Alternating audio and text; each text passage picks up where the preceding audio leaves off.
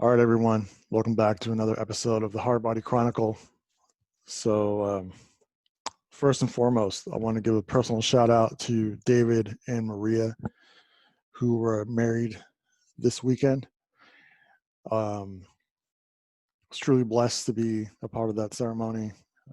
Even with COVID going on, it was nice to see that go down in person. So, shout outs to them, the newlyweds.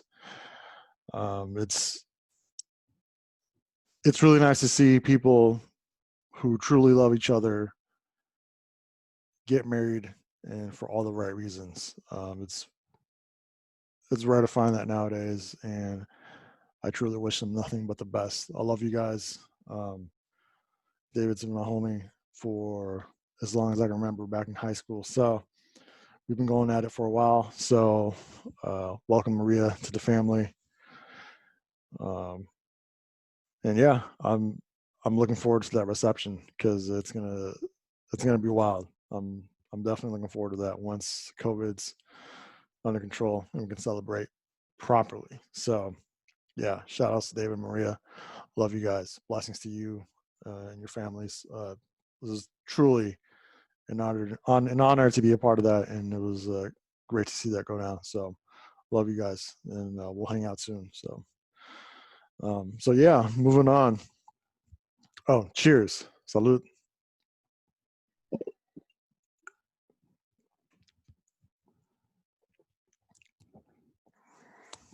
That's good. Refreshing.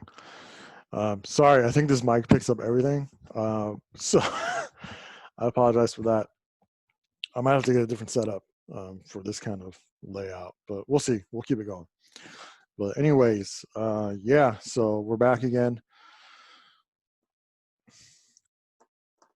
So first things first, I think we just got to address it. Trump got COVID. I don't even know like what to really say. It's just the leader of the free world gets the pandemic disease, seems to bounce back, which is cool. So they got the good stuff for him. But I think it's really interesting that, arguably probably the most important person in the world in terms of world governments, with all the precautions they take to take care of him, still got COVID. So I'm just wondering just how reckless he has been this whole time. I mean, everyone's taking precautions, but he's got, Secret Service watching his every step, and still. So, I mean, I don't even know what to really say about that. I mean, we're all trying to get by with our day-to-day lives, and we take precautions as normal citizens of the U.S. And yeah, he still got it, and it's just wild. I don't. Yeah, it's just impressive, very impressive that he was able to get COVID with all the precautions, and then that entire wing of the government just looking after one person, and he still managed to get it. So kudos, that's very impressive. And yeah, so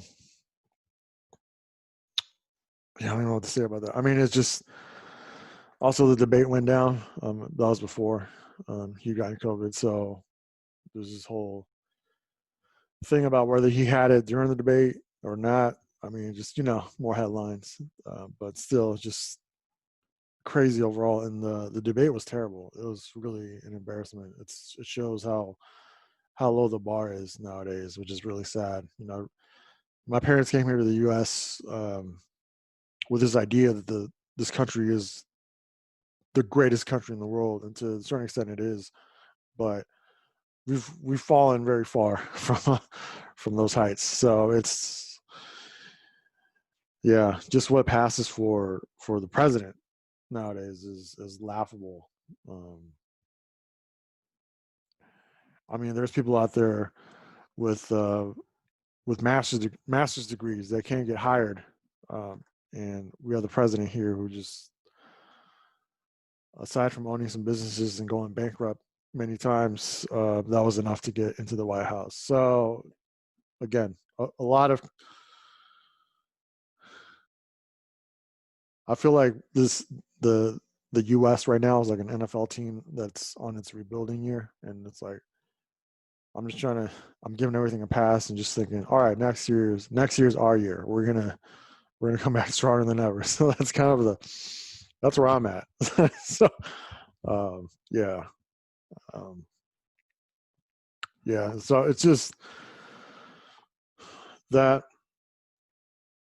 it's just one thing after the other, and one interesting stat that I saw was that Trump single-handedly is responsible for 38% of the misinformation that's out there. So anytime he says, "Oh, masks don't work," this shit's gonna go away or whatever, like people actually really do believe it, and it causes the country a lot of issues because that's a large chunk of the population that says, "Oh, fuck it," Trump said this and that. If the president's saying it, then it's all good. I just listen to him. This shit's not that serious or whatever, but that is definitely not the case. So, um, yeah, I think it just goes to show right now that words matter. How you communicate matters. That's all extremely important right now. And if our leaders are saying, masks don't help, or that COVID just it's going to go away, it's not a big deal. Don't let it dominate your life. That does affect how people approach this entire thing, and it's it's definitely keeping us back from progressing and to managing this whole ordeal correctly. So it's really disheartening hearing who you would think is a very smart and educated person, very informed person, the president. It's just he's just saying whatever he wants to say to please his base, unfortunately, and we'll see. It's just wild. Like I I watch news not to like. I'm not like sadistic about what's going on, but it's it's an important time in our history. I feel, and that's why I just keep tabs on things more so than normal. Um, I think they're going to study this a lot, and the history books that are written or the texts that are written and used by college students 10 years from now are going to be pretty interesting. So we'll see how this all pans out after the election. So um, yeah, so that's all I got on Trump. I feel like I talk about him way more than I would like to, but again, this is real American history taking place. So we got to acknowledge it, address it, try to digest it somehow, and just be informed as much as we can be uh, about the state of the country and the world. Um, so, um, so yeah, moving on. Um, business updates. I do have some designs that I'm working on. I was gonna try to show you on my laptop, but with the lights and all that, it's you can't really see the screen. It just kind of reflects all the lights. So apologies for that. I'll try to figure something out. I mean, maybe I could print them out old school. I don't know. We'll see. I don't want to waste the ink in the paper, but I'll try to figure something out because they're not finalized. But like always, I end up posting a lot of stuff on Instagram. So keep an eye out for that on the social media pages that I have listed under the description of the video. It's all there. So any new stuff, any hype stuff that I try to put up will be there. But I can talk about them though. So one is I'm working on a Chun-Li shirt. Um, I'm using some of the artwork from X-Men for Street Fighter, which is a little more. I think the thing with Chun-Li, the later iterations of her in games are very voluptuous, it's almost a bit much. So what I like about the X-Men for Street Fighter art style is that it's still very much a very anime comic book look, but proportions are a little more toned down. So a little less distracting, I think. I don't know. We'll see. I could do both. I could, yeah, I could probably put, I've messed with some other game artwork, but I'm liking the X-Men Street Fighter a little more. Just the way they animated her, and some of the official game art is looks pretty cool to me. And it shows a lot of movement and also a lot of aggression, which is good for that character. So I'm working on that. I think with her, I'll probably do a chest piece, crest, logo, and then I can do sleeves. For her, I have like the spike bracelets kind of on the sleeve. So I have spike bracelet, her name in Chinese, and then the world's strongest in just English. And then I cap it off with another bracelet. So I wish I could show you because it's pretty tight. Like I said, I think it's already on my Instagram, so peep that if you're interested. I got to make the production run at some point. We'll see, but I'll talk about that a little more later. So I'm also making two more HardBody designs just in terms of logos. I'm playing around with the concept of the stickers. So you guys already see this one, right? The Giza inspired / Sonics logo that I have. And I usually mess around with the text underneath. Usually it's HardBody, but then I have the St. Pablo concept, which a lot of people like, which is unexpected because it's my name or whatever, but I could probably sell these too. So this is kind of the standard image that I have, or the standard logo that I have for the company as a whole. But I've got two other concepts that I'm working on. One's more like to me, it looks more like an automotive inspired design. Maybe think of like F1 back in the 80s. That kind of thing is what I'm working on. Also, I have another mixed martial arts / combat wrestling inspired logo. It's just a ripoff of of Pancras, which is probably the first, I guess one of the first MMA, at least one of the first Japanese MMA organizations. What it was really is it's an MMA fight under the rules of pro wrestling. So I've always loved that. I mean, I love pro wrestling, especially old school pro wrestling, Japanese wrestling. So it was essentially like they all dressed like pro wrestlers. They had the trunks, the knee pads, the shin pads, but they would actually go at it for real. The one main rule is that you couldn't strike with a closed fist. So you could slap the shit out of each other, but you couldn't close your fist and strike. So it was like real pro wrestling, like it was like a legit shoot match. So always been a fan of that organization. I feel like any MMA or grappling brand that ever comes out knocks off their design because it's pretty iconic and it's simple. So it's technically easy to do, kind of. I mean, if you know what you're doing. So I've taken my I put my touch on it, so to speak. So I'll probably, I wish I could show you, but I'll probably put it up on the Instagram soon. So just keep an eye out. That, which also one of the big holdbacks in actually making this stuff is that you actually have to get a screen and prep it with an emulsion. So I think I've shown this before, but I've got a screen here, right? Can you see that? So you can see the actual white part of the screen. That's the part of the screen that doesn't have any emulsion on it. So what you do, you get a blank screen, you get this emulsion that's UV activated. So you got to do it in the dark. So yeah, so it's kind of a whole ordeal. So I got to set up I do a lot of the shit in my bathroom, and I've got like a yellow light that doesn't give off any UV rays, so it doesn't activate the emulsion. So I can do it. I get some light, and I can kind of see what the fuck I'm doing. So I'm in there in the dark essentially, and I coat both sides of the screen with this emulsion, so it's really just all pink, right? And then let it dry completely.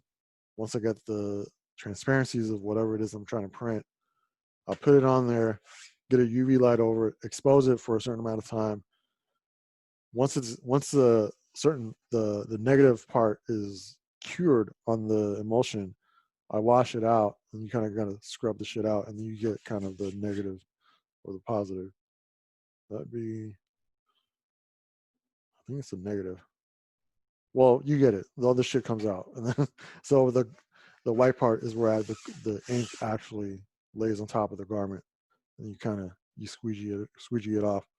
So to do all this is a lot of work. I just haven't had the time to do it. I got to go to the print shop, like a FedEx, Kinko's, or whatever, to actually print out the transparencies and actually coat the screens. So I'm not sure if FedEx is open. I'd have to investigate and actually go in person and get these things printed out, so I can do some test runs.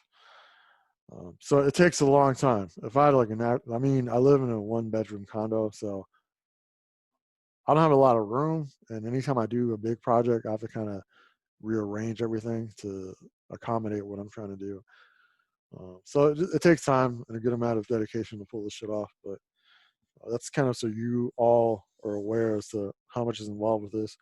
If I had a garage or something, I mean, it probably wouldn't be any sweat. I would just be set up at all times, and I'm looking forward to that at some point if I ever get a house. So,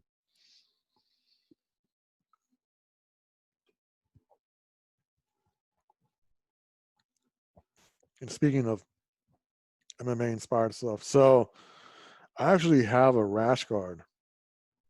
If a lot of you may or may not know, rash guards, it's essentially like a surf rash guard, but a lot of the MMA grappling community use them also, because it's like Under Armour, but just thicker and more spandexy, lycra-ish. So this is I don't know if you can see it. So this is kind of like a weird test run I did. So first, this is like my project rash guard, and I wear it to the gym, so I don't give a fuck. But anyways, the super faded HardBody that you can no longer see, that was regular plastisol ink, which, as you can see, is not made for this kind of material. Because the thing is, this stuff is super stretchy. Like, I can just show you, like, right, like this shit.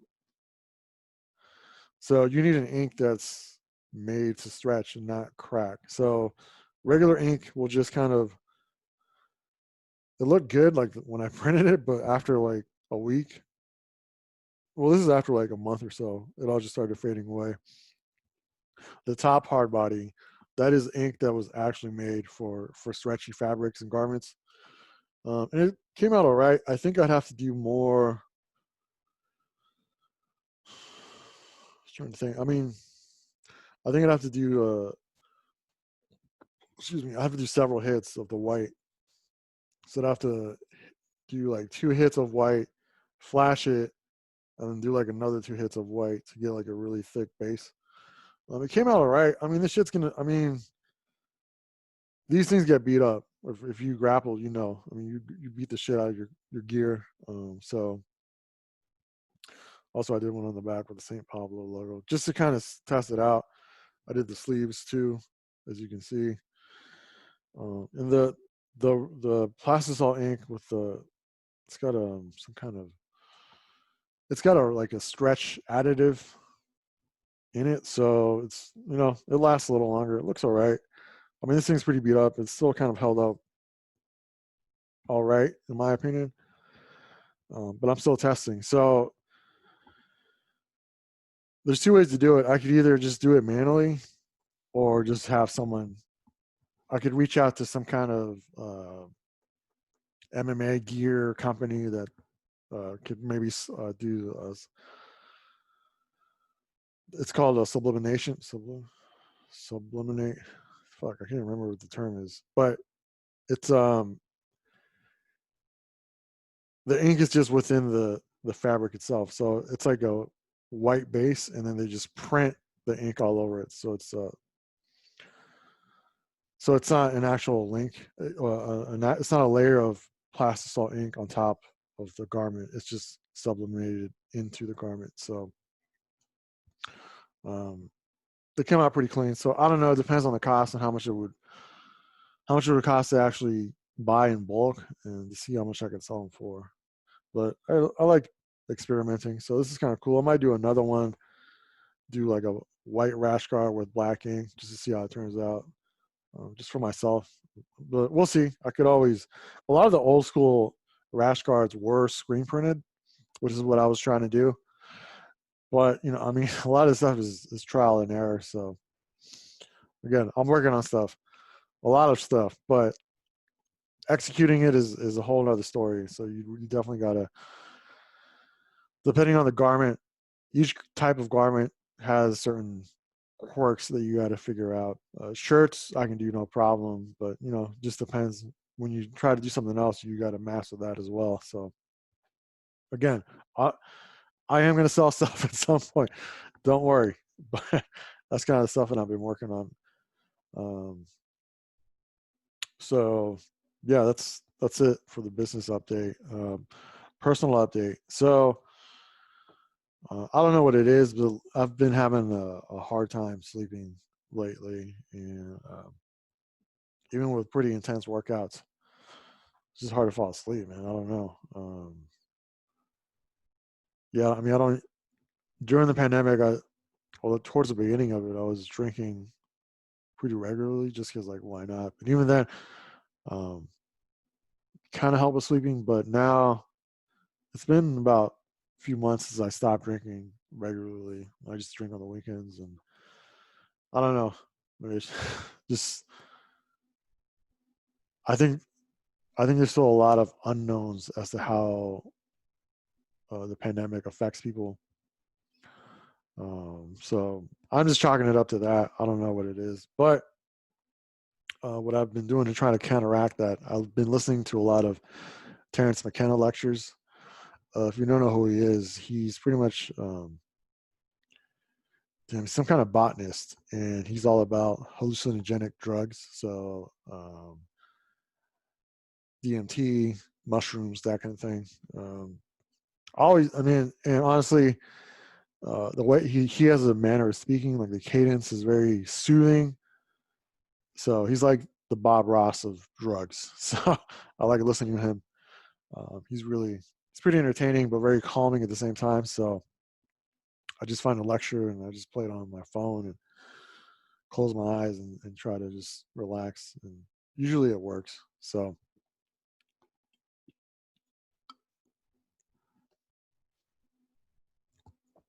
but yeah, so, uh, you know, I've never done any of those things, but I do find hallucinogenic drugs very interesting, like DMT and mushrooms specifically. I also find people that are obsessed with that stuff interesting. So there's something about it that I just find appealing. It's not something that I've really ever wanted to try. Maybe at some point, but I don't know. Because I think the most interesting thing for me is that there's this pursuit of ego death when you do these things, and it's kind of like when you go through these experiences under these drugs, you go in one way, and then it kind of breaks down all the walls that you've ever set up in your life, and then you come out renewed and maybe have a different perspective of things. Maybe things that you thought were important before aren't anymore. So it just kind of really changes, at least from what I'm hearing, it really changes your perspective.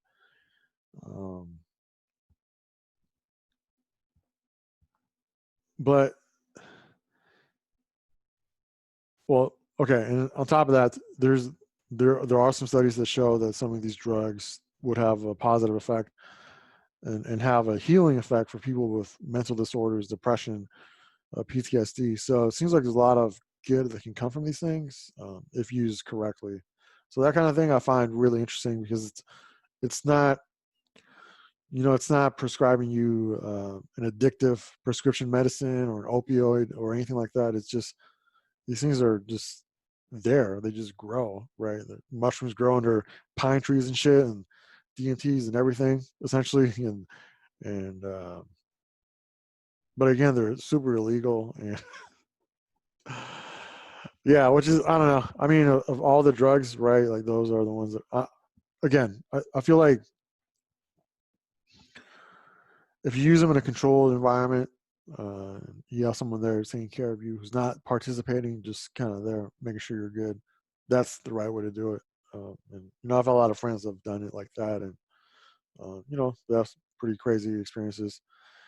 But again, like I always feel like ego death is the main thing that people are trying to get out of it. Uh, but at the same time, I don't know. I don't feel the need for anything like that because I think the last 10 years of my life have been an entire ego death experience for me. I think it's a lot of things have changed professionally, romantically, spiritually, mentally. Like it's just, um, I'm not the same person I was 10 years ago, um, for sure. And I think there are things that I've worked on throughout that entire point of time. Those 10 years, I've done like a really thorough and honest assessment of things that I've done and how I approach them versus where I'm at now and how I changed for what I think is the better. So, um, I mean, honestly, this is the happiest I've been in a long time. I think, but it took a lot of experiences, good and bad, to get to this point in my life. And honestly, I don't think a DMT trip would have done that for me. I mean, because there's a lot of people that do these drugs and they just do the drugs and that's it. Like they don't. Did they really change their lives in a significant matter after the fact? Like most of them didn't. They just got fucking high and stoned and that was it. So I think there's also a lack of respect towards these type of drugs, um, where they're just taken lightly and it's just more of a. It's just not respected, and I think to get the most out of these experiences, you have to take it seriously and have a certain mindset when you're doing it. So yeah, and honestly, I think the, just working over things over a long period of time, but actually putting in work into things, not just saying you're going to do it and writing it down in your fucking notebook and just losing that notebook and not ever going back to what it was that you were trying to work on.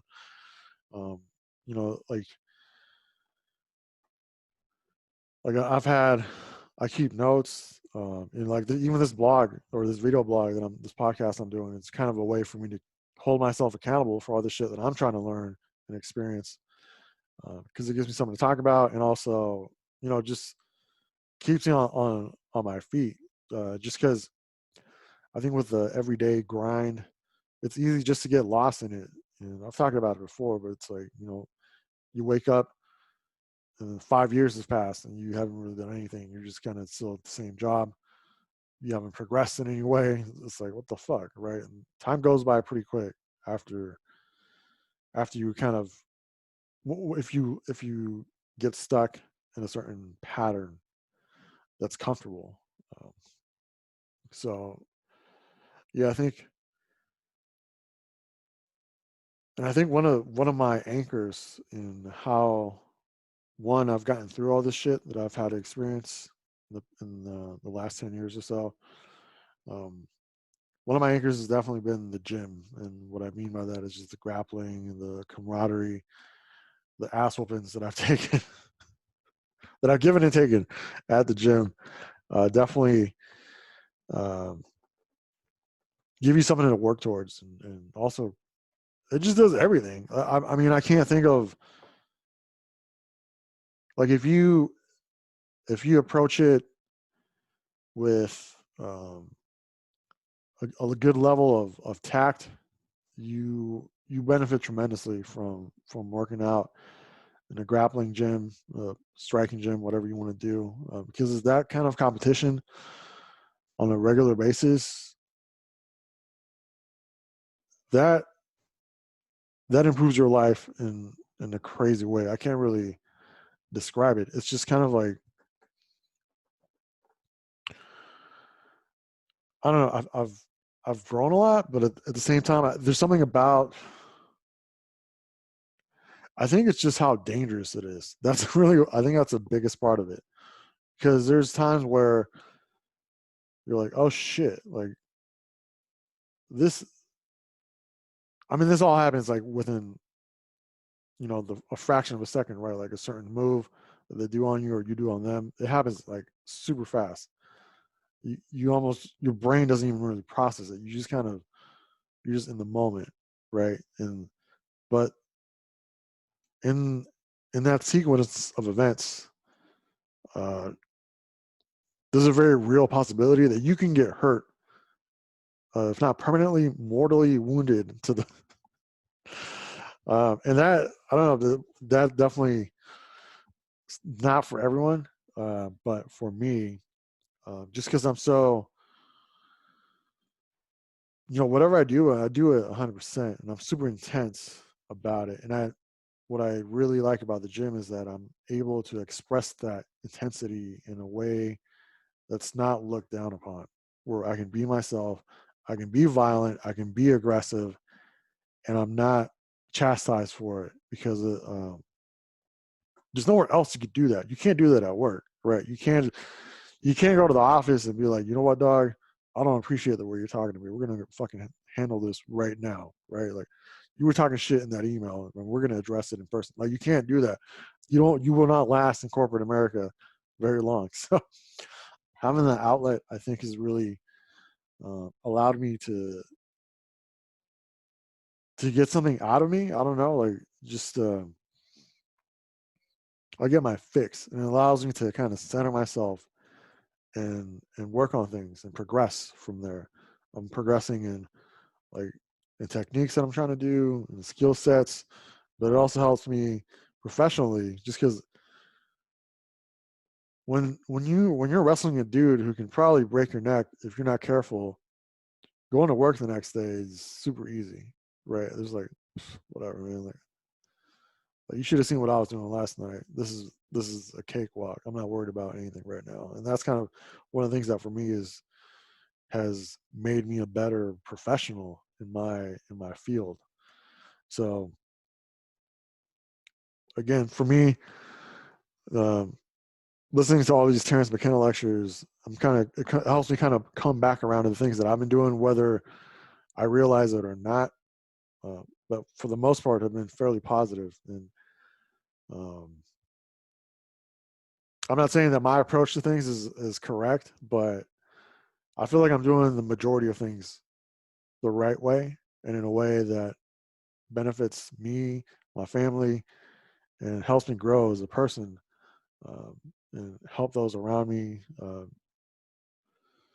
and just be better, right? That's really what it helps me do. So, um, again, I think anytime I listen to these people who put these drugs at such a high level, it's like, what have you been doing, um, to really push yourself, right? Like, do you not do anything else in your life to get you to that place, right? Like, do you really need this drug to improve yourself as a person? Like, what needs to happen, right? So, that's kind of one of the only criticism I have about those things. But at the same time, it's,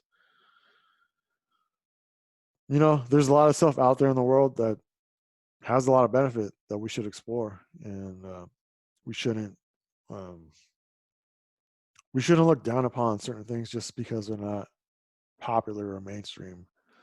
We should all have an open mind, to learning things, and maybe there is a better way to do certain things, or just because otherwise you just get stagnant, and that's what I've been trying to avoid, uh, for, I mean, forever. Like, I try, I keep tabs on myself. Like, I mean, like, professionally, I'm always updating my resume, because you never know, right, when things can get so bad, or you're bored or whatever. Like, just your job just not doing it for you anymore. I mean, you just gotta always look for things to strive to, and also look for things to improve upon. So again, all this drug talk has gotten me maybe really it's made me take a look at myself and what I'm doing, and um, through the power of YouTube, I'm trying to see how to improve myself. So I mean, again, I think it just kind of reminds me of the things of how to approach life in general. You know, you get in what you put in, right? It's just, if you're just cruising by, that's fine, but it's not going to get you to a very satisfying place in your life. So I think it's always good to push yourself. It's good to be uncomfortable every once in a while. It's good to work on skills that you may have either neglected or were interested in. So that's kind of where I've been at for a while, to be honest. Just kind of, I mean, I've been super selfish uh, this last decade, I think. In the last 5 years, for sure. Excuse me. And to be honest, um, it seems to be the right approach. Like I was saying, I mean, I was talking to my grandma earlier today, and she was just saying how you just got to take care of yourself. You have to be selfish. And hearing that from my grandma's mouth, who's going to be 85 this year, um, you know, it's refreshing to hear that, because I think people always try to put you in a box, and my grandma's saying, "Yeah, fuck that box. You build your own box, right? It's not what people think you should be doing. It's what you need to be doing. That's important to you to make you a better person, better individual, and just be um, find your truth and your happiness, right? It's not, someone can't tell you what that is. You have to find out for yourself what that is for you. So yeah, you know, and for me, I think one of the things that keeps me grounded is, you know, aside from a truly good circle of friends that I have, you know, just physical health is also a part of that, and I've been pretty adamant and pretty strict with myself to have a certain level of fitness at all times. I kind of know now, you know, how much to eat, what not to eat, when to eat, how to eat, how hard to work out, when to take it easy, you know, that kind of thing, which I could probably talk about at a later date. I'm not ripped or anything, but I'm ready to go at all times. You know what I'm saying? Like, it's just I'm ready to go for that fight that's never going to happen, or that marathon that I'm never going to run, but I'm training for it. So, but part of that all keeps you balanced. You know, that's the important part. Um, so, and also, like, at least the grappling things that I do, just, it keeps me humble for the most part. Like, I know people think I have a big ego. What that really is I'm just really secure with myself. Like, I know what I can do. I know what I can't do. Um, you know, at the gym, I get tapped out all the time. Like, I have no shame in saying it. Because the thing is, if you don't try shit, you're not learning. And for me, you know, I'll tell you, a lot of people, they hate to tap, or they hate to get thrown. They hate to get, you know, they don't like getting one up. Um, and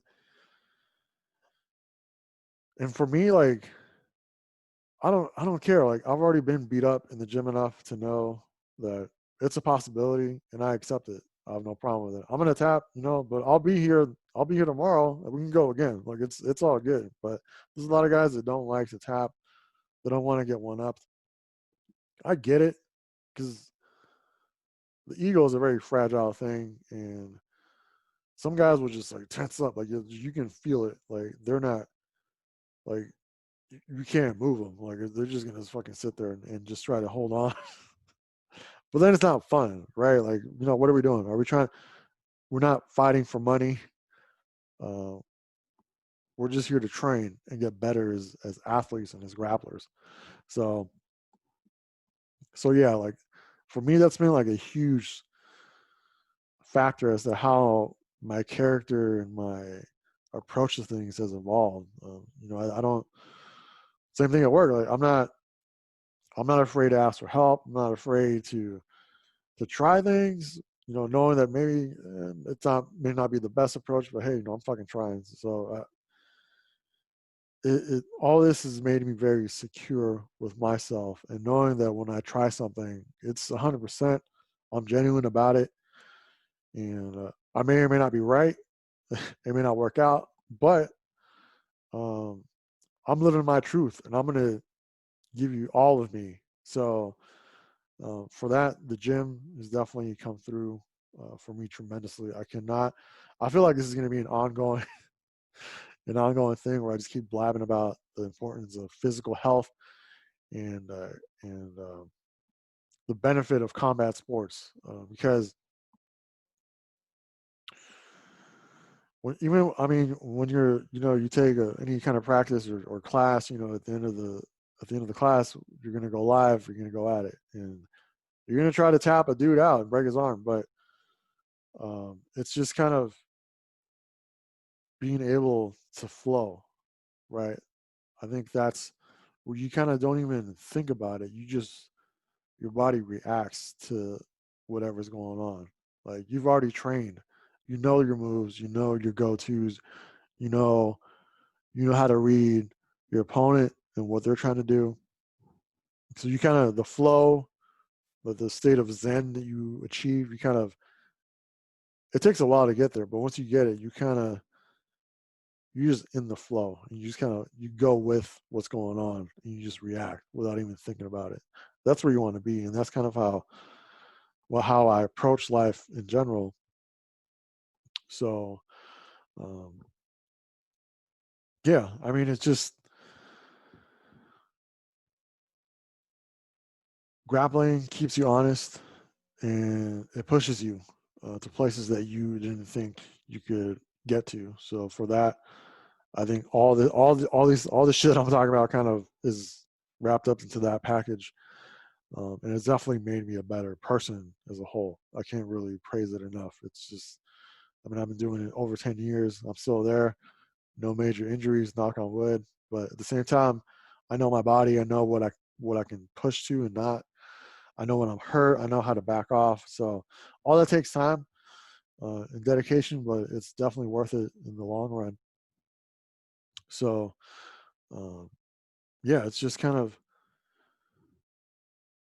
getting your mind and then get your mind to the right place and then having your body execute. That's kind of the whole gist of this, and that's kind of the state of Zen that you got to achieve. That I've always kind of molded myself to try to get to. Just yeah, and it's definitely led to me having a more balanced approach to my life and how I see things and how I do things. So again, I'm not, a lot of people just think I have a huge ego. That might be it, but I'm super honest, right? Like if you were to ask me straight up, hey Pablo, what are your weaknesses? I'll sit there and think about it, and I'll give you an answer. Like I have no problem with that. And anything that people find wrong with me, I'm always open to address. So that's just me. Like I wasn't like that 10 years ago or 15 years ago, but I'm like that now because of all these things that I've kind of worked towards. And the last 10 years I want to say have been really transformative into how I see things now. I'm still growing and I'm still evolving, but just kind of taking into account everything that's going on and what I'm doing and kind of the feedback that I get from people and the weird looks I get from people from the dumb shit that I say a lot of the time. But I genuinely believe a lot of the shit that I say. I have no qualms about it. So um, now, but at the same time, I could be wrong, and I'm definitely open to learning from my mistakes. So I think that's kind of where I'm at right now.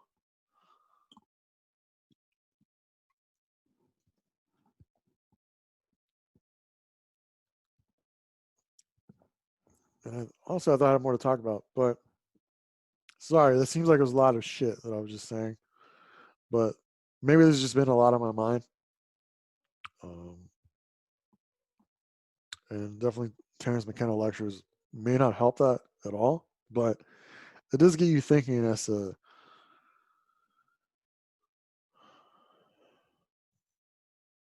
how do I put it? It's like I think everyone's looking for a certain truth to life. Um, whether or not we ever get to that, I don't know, but we got to try. And I'm trying, and we all got to try. We all got to make mistakes. We got to put ourselves out there because that's how you learn. And we're all just trying to make sense of the world, all the crazy shit that's going on. Um, and we all got to, I think we're trying to be as enlightened as we can be. But that's hard and it takes time. It takes years of work. And we just got to keep doing the work on that. So that's all I got for tonight. Um, again, just want to say blessings to all of you. I want everyone to take care of yourself. Uh, maybe take a moment when you get a chance to really think about what you're doing with your life to make it better, to find your truth, to find your happiness, because that's important. You got to take time aside from all the shit you got to worry about. You got to set some time aside to focus on yourself and be a little selfish and see what matters to you and see where you're at and maybe see if or figure things out that you need to work on. So with that being said, thank you. Um, Again, shout outs to David and Maria. I love you guys. Uh, I'm really looking forward to that reception because we're all trying to wall out. It's going to be a good time. And again, blessings to all you and your families. Take care. I'll catch you next time.